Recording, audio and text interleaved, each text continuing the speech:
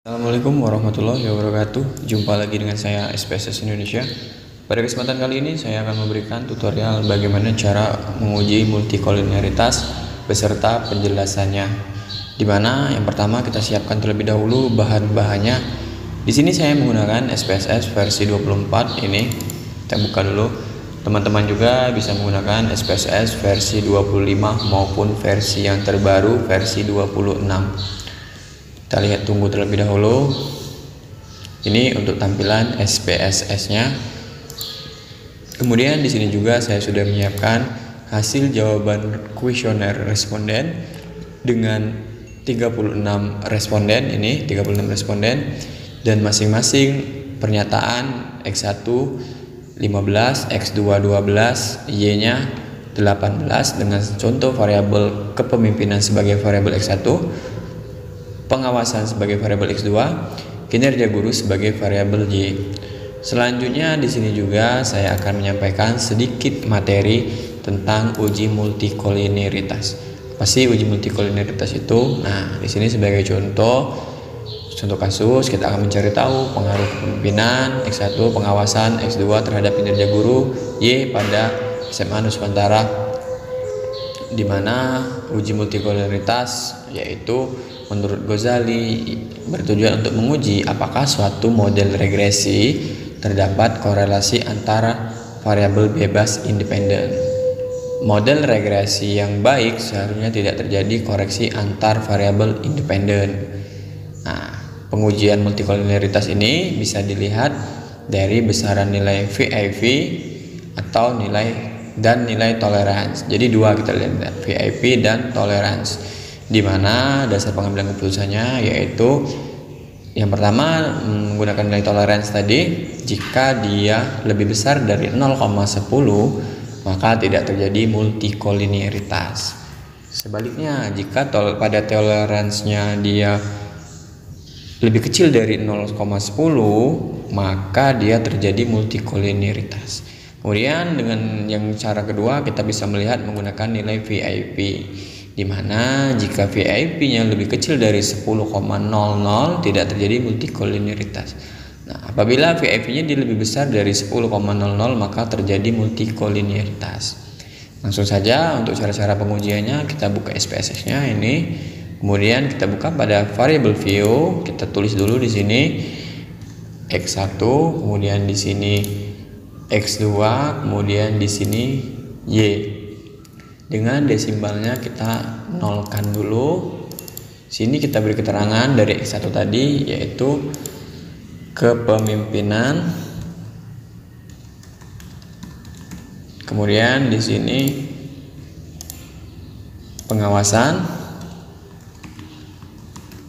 Kemudian di sini kinerja guru. Oke, jika sudah, selanjutnya kita measure ini kita rubah ke scale ini. Jika sudah kita rubah ke scale, kita buka pada bagian data view ini. Ini kan akan tampil X1, X2 dan Y. Nah, langkah selanjutnya kita buka Excel-nya, kita copy pada bagian total X1 ini, kita copy. Kita pastekan di sini. Kemudian yang X2-nya juga kita copy. Kita kopikan di sini, kita pastekan di sini. Kemudian yang Y-nya juga kita copy, kita pastekan di sini. Ini ya. Sudah, dia akan tampil seperti ini. Cara pengujiannya bagaimana? Ya, yang pertama kita klik Analyze, kita klik regresi, kita klik linear. Kemudian pada X1 dan X2 kita pindahkan pada independen. Kemudian Y-nya kita pindahkan pada dependen ini. Selanjutnya bagaimana? Kita klik statistik ini, kita pilih collinearity diagnosis dan covariant metric ini. Kita klik continue, lalu kita klik OK. Nah, nanti keluar hasilnya. Kita fokus pada nilai coefficient ini ya.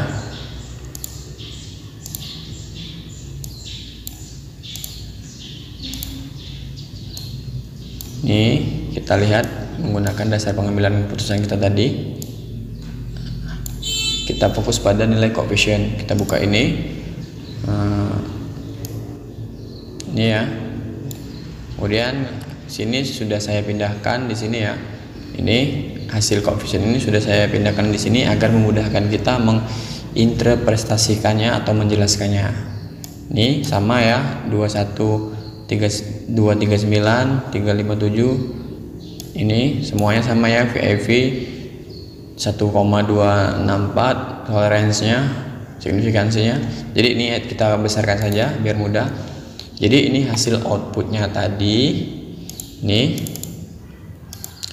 cara menginterpretasikannya bagaimana, kita lihat berdasarkan hasil uji multikolinialitas. Diketahui nilai toleransi sebesar 0,791. Ini 791 dia lebih besar daripada 0,10, dan nilai VIP nya ini dia bernilai 1,264, dia lebih kecil daripada 10,00. Maka dapat disimpulkan tidak terjadi multikoliniaritas sesuai dengan dasar pengambilan keputusan kita tadi.